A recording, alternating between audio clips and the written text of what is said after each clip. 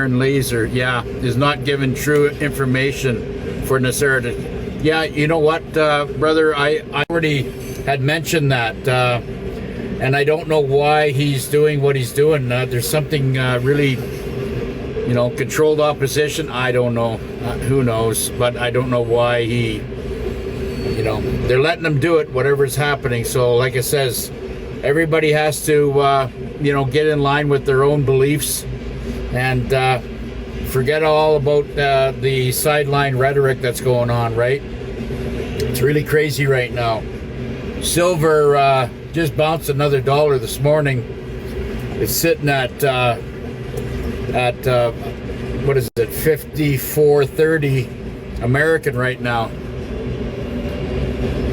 Yeah, thank you. I think there's a lot of things that are happening out there. Like it says, we got to get, you know, it's very, very important that you everybody work on their intuition. You know, let's start listening to our hearts, what our hearts are saying, instead of all this other rhetoric that's going on there. I mean, there's a big thing going on right now that, you know, why is everybody, or why is Trump doing what he's doing? You know, everybody it's all part of the movie. Like it says, we got to disconnect from all that horse malarkey that's going on there, right? Have you read The Majestic 12?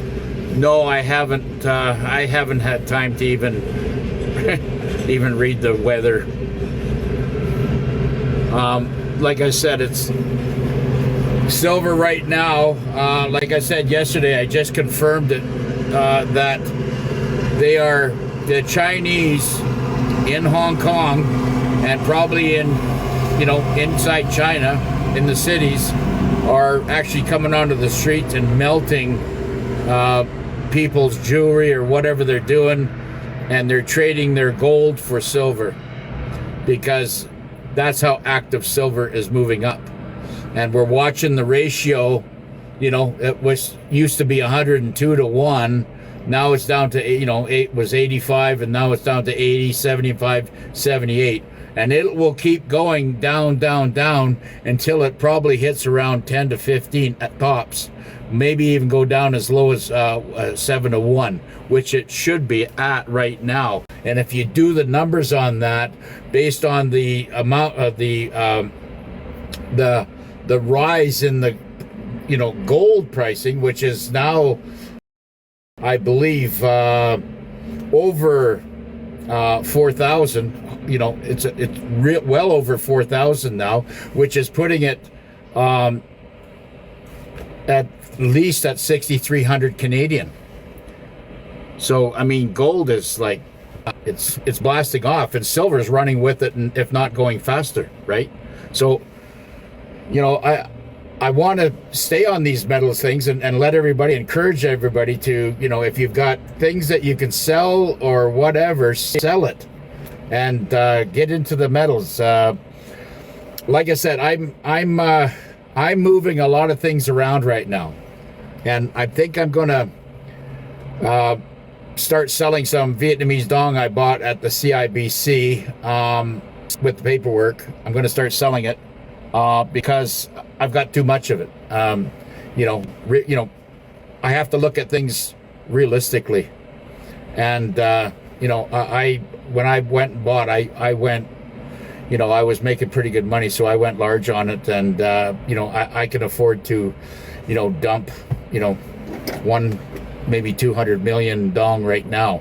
But like I said, this is why I'm asking people to find out what the rates are. Like, I know there's a lot of stuff that's on there, and you know, the banks aren't going to give you anything, right? You're trying to buy it, they're going to Jew you down at the front side, and if you're trying to sell it, they're going to Jew you down at the back side. They want their pound of flesh, and it is more than a pound as far as I'm concerned.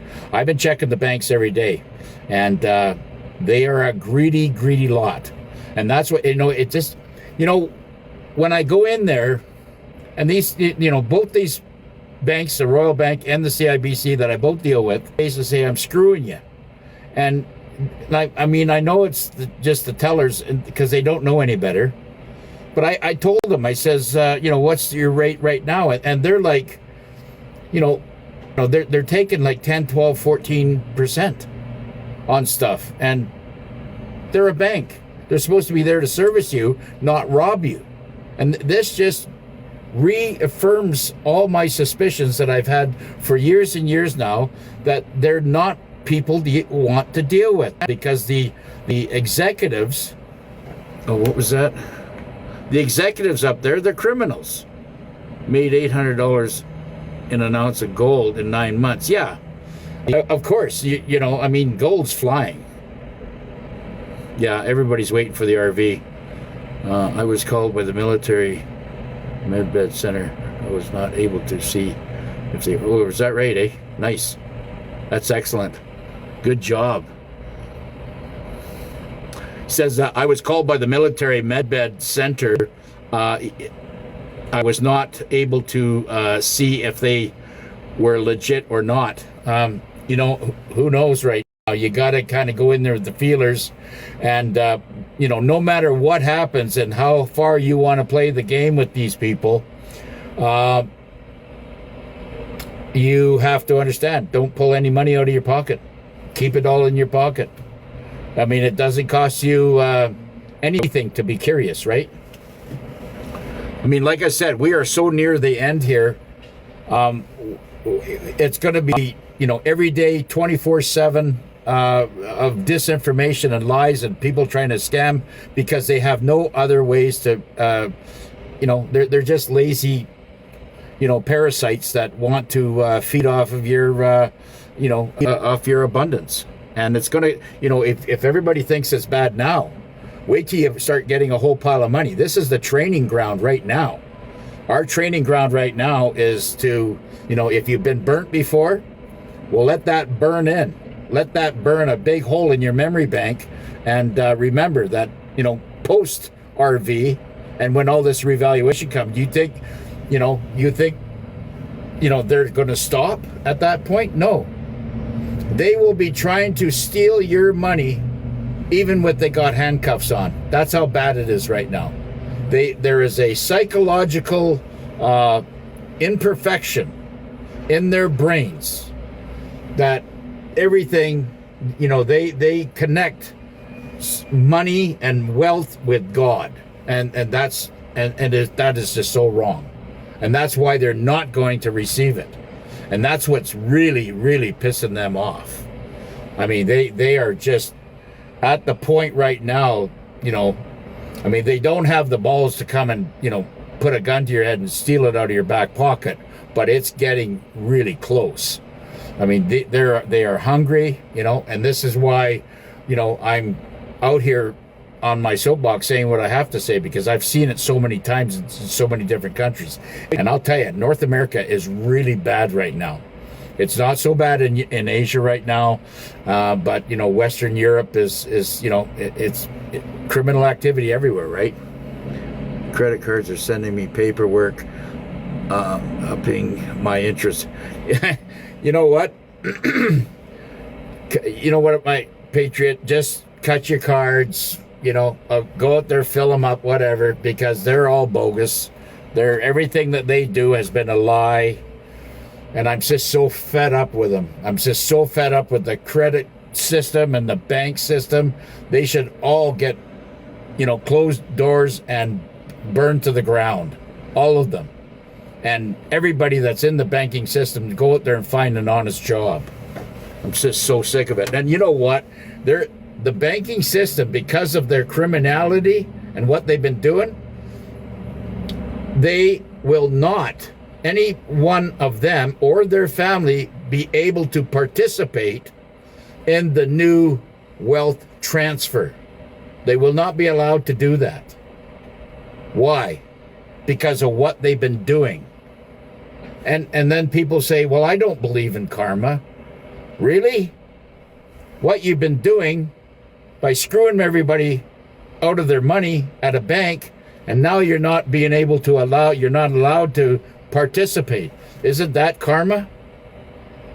Right? All these and all the negatives out there. I mean, how is it when we have this beautiful, beautiful ecosystem we live in, with all the beautiful, positive bushland, and like I say, I'm in lower western British Columbia, and every time I get out into the bush, it just like, I just shed all the, whatever I had negative was gone. I don't, and that is feeling so spiritual. And when you feel that, you're part of God's creation. You know that you're part of it. That's what I feel. Thank you. Yeah. Well, I speak the truth, but I also speak it from my heart, right? And that's what I'm, trying to get across to everybody. It's extremely important that we, we let our hearts do the talking sometimes too. No. Income tax has gone, baby. It's gone. It's gone. It was gone since 2020. I haven't paid income tax for 10 years. No, I shouldn't say that. I haven't paid income tax for 5 years. When I was doing my milling, because it was a sawmill, everybody out in the sawmill area and the construction area, a lot of people deal with cash, right? So there was side things that I did where I just never claimed, because it's got nothing to do with any federal government about what I do, when I do it, where I do it. And if they were giving me money, I would claim what they give me. But I had, through the years, way before, when I didn't know any better, I had given them tens of thousands of dollars of tax money, because I was in that middle age or middle class tax bracket, and they just greased me to the core. We have three things coming, and that is the crash of the stock market, the crash of the real estate, residential, and the crash of the commercial real estate. Those big three things are going to basically crash the whole matrix. And it is a matrix. It's not, these buildings that we see. Right now, and just a kind of a little side note right now, there's a whole tribe of people, white, black, native, in the East Kootenays right now, in one of the in the towns and the cities that I live in, and they are all up in past the industrial park and up in the bushland, which is kind of like a kind of a park area type thing, and it's turned into tent city. Okay, now because my business was up in that industrial park, and I've been there since 2005.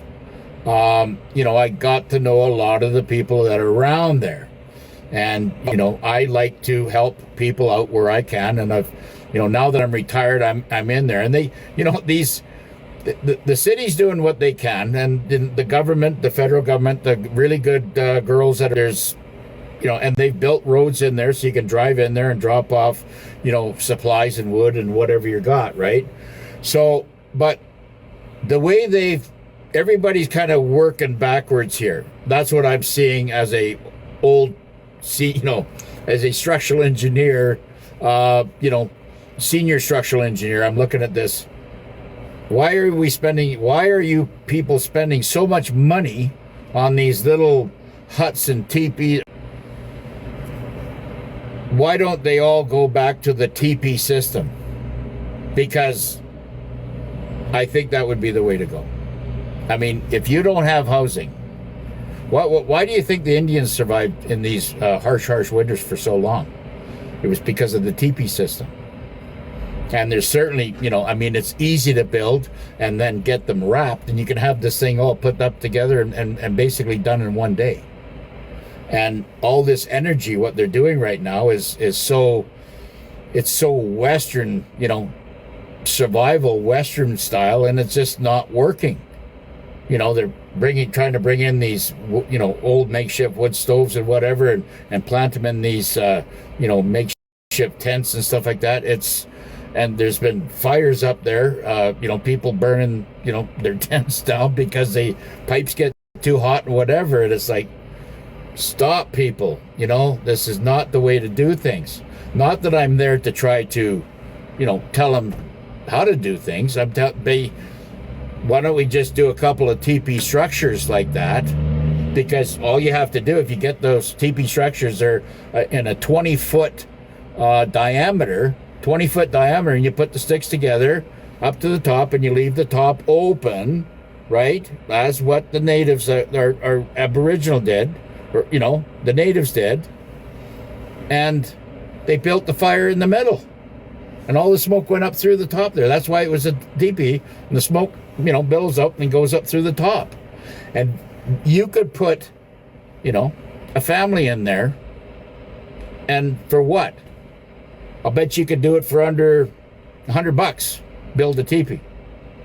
And they're spending how much? Tens of thousands of dollars making these, little whatever they're making. They're cheap. They don't hold heat. Some of them are, they're buying these. The government's buying these tents. They're not even canvas. They're just plastic. It's just ridiculous. And they're spending all this money because there's no direction up there. So, there's a challenge everywhere we go. I'm hoping that, there's going to be money, that they're going to receive money, but they don't need money. They need a med bed. They need to be cured. And, it's a very challenging situation for a lot of people out there. So I'm just in there doing what I can.